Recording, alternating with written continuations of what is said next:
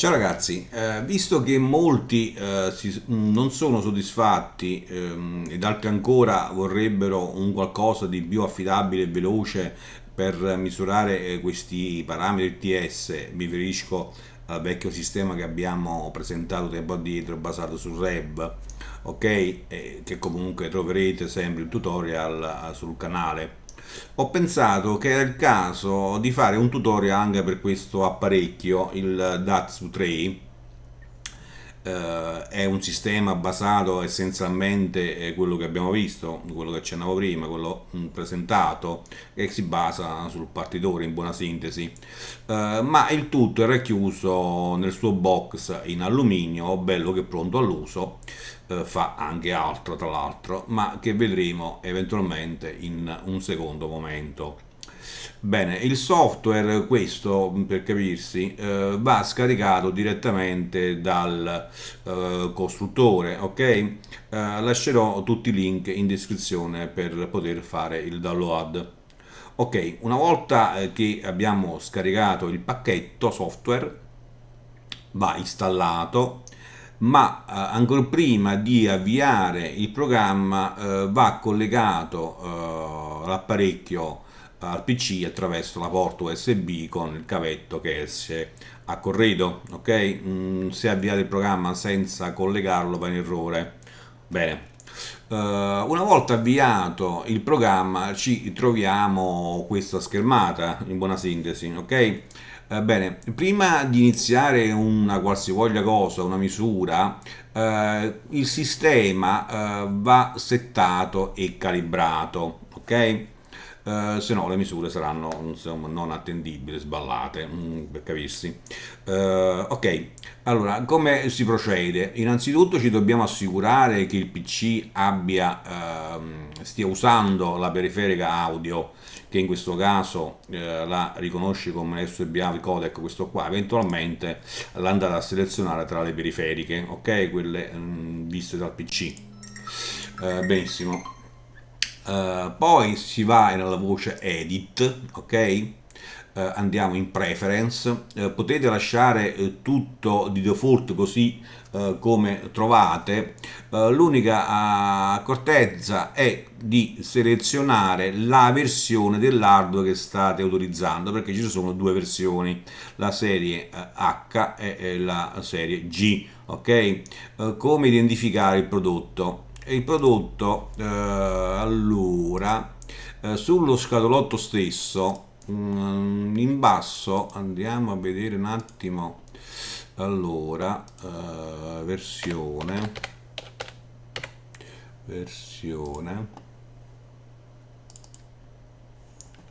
allora, sì, eccola qua. Allora, vedete sullo scatolotto, che è poco più grande di un pacchetto di sigarette, come dicevo, in basso, verso l'angolo, c'è questa letterina H, ok, che sta a indicare la versione. Si identifica anche con queste due differenze. Sulla versione G ci sono questi due forellini qua, mentre sull'altra versione H ci sono queste due viti, ok? Quindi ci assicuriamo che la versione sia quella giusta, ok? Se no eventualmente si hanno dei piccoli errori. Si conferma con ok. A questo punto bisogna calibrare, lo si fa nello stesso modo che abbiamo fatto con la versione basata su REB, quindi andiamo su Impedance Analyzer, andiamo su Test Lead, vanno cortocircuitati i cavetti puntali, ok? Come del resto abbiamo fatto in passato, confermiamo ok, attendiamo che si viene visualizzata la risposta, eccola qua. A questo punto andiamo di nuovo in impedance analysis, andiamo su impedance calibration. La resistenza che noi mettevamo a parte in questo caso già è presente sullo scatolotto con si evidenzia con dei pin che fuoriescono, cioè questi qua, vedete? È la resistenza, ok, di precisione. Quindi i puntali vanno messi sullo scatolotto, su questi pin, ok? lo sto facendo, confermiamo con ok e adesso si calibrerà, ok? Ed eccola qua. Benissimo, a questo punto siamo pronti per fare la nostra bella misura, ok? Nella fattispecie la curva di impedenza.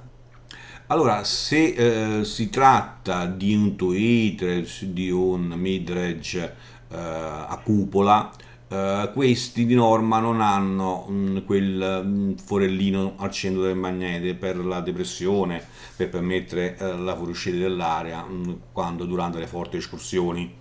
Quindi il driver in quei casi può essere anche lasciato su un tavolo, su un panno, eventualmente per non farlo vibrare.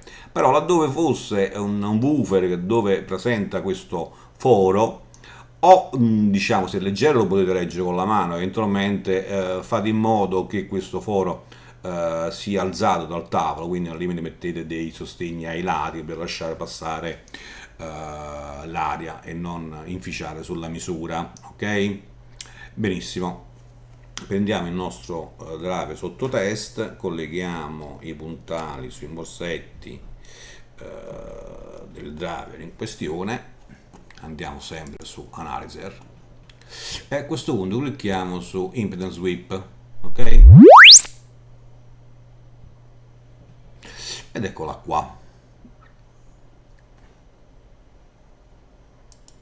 Né più e né meno. Possiamo ricavare già i driver, i parametri essenziali cliccando su Misure Free Air Parameters. Lo si può fare anche con un Twitter eventualmente, ok? Perché in questo caso insomma, sono delle formule inverse che vengono calcolate attraverso la curva stessa. Ok, quindi dicevo, se fosse un Twitter ci potremmo fermare qua, eventualmente andare su file, esportare questi dati in TXT o ZMPA oppure con uno compatibile con Clio anche. Si può fare eventualmente un'anteprima, ok? Si può salvare come immagine facendo eventualmente uno screenshot, ok? Ecco qua, salvate l'immagine, oppure vi salvate stampando su carta, ok? Attraverso una stampante. Potete salvare tutta la sessione di misura che posso comprendere più driver, salva con e salvate tutta la sessione. Cos'altro? No, questo è quanto. Ovviamente potete cambiare la visualizzazione del grafico andando a modificare diciamo la barra per quanto riguarda quella verticale delle ordinate, si può modificare accorciando, vedete? Okay? La stessa cosa per quella della risposta in frequenza, si può cambiare lo sfondo, si può cambiare diciamo l'aspetto grafico, ma la misura in sé per sé non cambia granché. In questo caso laddove invece di un Twitter o di un midrange a cupola pardon, ci fosse un woofer, allora a questo punto bisogna procedere diversamente, quindi bisogna concludere l'operazione uguale come abbiamo fatto per la volta scorsa. Andiamo su questa barra laterale, andiamo a indicare il diametro dell'altoparlante in questione che è 112 in questo caso. Selezioniamo di procedere con la procedura di massa aggiunta, quindi mettiamo la spunta su questa voce, indichiamo il peso che andiamo ad aggiungere, in questo caso sono 12 grammi, ok? Ora, come vi dicevo la volta scorsa, trovate voi il sistema per ancorare bene questo pesetto che andate ad aggiungere al cono, con colla, con biadesivo, boh, non lo so, vedete voi, comunque sia, questo, diciamo, questa massa che si va ad aggiungere deve essere solidale con il cono che oscillerà, non deve ballarci sopra per intenderci, ok? Se no la misura sarà sfalsata. Io uso di norma un biadesivo, lo metto sul parapolvere come in questo caso sto facendo, mi assicuro che aderisca perfettamente, ok? Bene, A questo punto andiamo su misure VAS, questo, infatti ci si aggiunge la massa.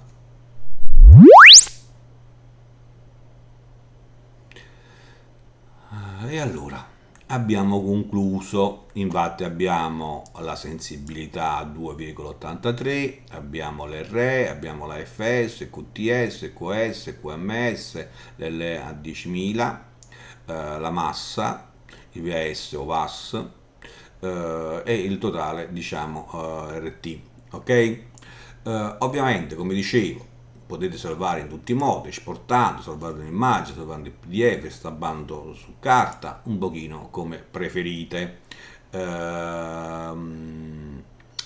quanto riguarda invece i parametri TS, non c'è altro da aggiungere, abbiamo ripetuto grosso modo quello che abbiamo fatto in precedenza. È un apparecchio abbastanza affidabile, sempre pronto all'uso, diciamo come abbiamo visto è veloce, effettivamente è un pochino meglio su quello basato sul REV, che ha alcune complicazioni per quanto riguarda la calibrazione, soprattutto per persone non esperte. È affidabile, come dicevo, perché l'ho confrontato con le misure insomma, dichiarate.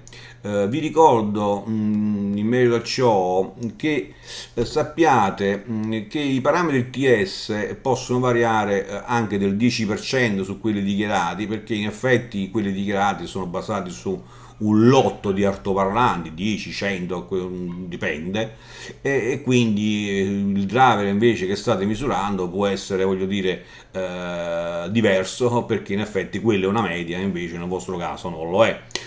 Ma questo vale per i Twitter e di midrange a cupola, ma nella fattispecie quando si parla di woofer va ricordato che l'altoparlante deve essere rodato, ok? Le sospensioni debbono essere stressate, perché laddove non si facesse la variazione può superare anche il 20%, ok? E quindi un dato per niente attendibile. Quindi laddove il woofer va preso dalla scatola non va misurato nel modo più assoluto, anche quando l'altoparlante è stato fermo per un lungo periodo. Quindi prendete l'altoparlante con un amplificatore abbastanza robusto, selezionate una frequenza abbastanza bassa per farlo oscillare, che ne so, 30-35 Hz, vedete voi. Deve diciamo stressare le sospensioni. Questa procedura può durare anche un'oretta, non è da escludere assolutamente. E una volta fatto diciamo questa sorta di rodaggio, poi diciamo è idoneo alle misure. Nel caso può raggiungere anche il 10%, 8%, 4%, nelle peggiori delle volte 10, ma senza rodaggio può arrivare anche a 20-25, quindi un dato non attendibile. Ok, questo va precisato e va ricordato. A maggior ragione, ripeto, per quanto riguarda i woofer o comunque altoparlanti con diciamo una sospensione insomma da diciamo stressare un pochino da una sorta di iniziazione, se la vogliamo considerare così. Vabbè, a prescindere comunque sappiate che bisogna fare questa sorta di rodaggio. Bene, per quanto riguarda i parametri TS mi fermo qua, l'apparecchio fa anche altre cose, la misura delle resistenze, induttanza, capacitori, generatore di rumore, oscilloscopio e quant'altro. Difatti non ve lo regalo, dovrebbe costare sui 170 euro, lira più, lira meno, si trova anche usato, si trova nelle versioni precedenti che costano di meno, ma diciamo è un prodotto che vale quello che costa, è chiaro che poi dipende dall'utilizzo che se ne fa. Mi fermo qua, spero di essere stato chiaro, laddove non lo fossi stato mi fate sapere come sempre. Se desiderate restare aggiornati vi consiglio di iscrivervi al canale. Alla prossima, ciao!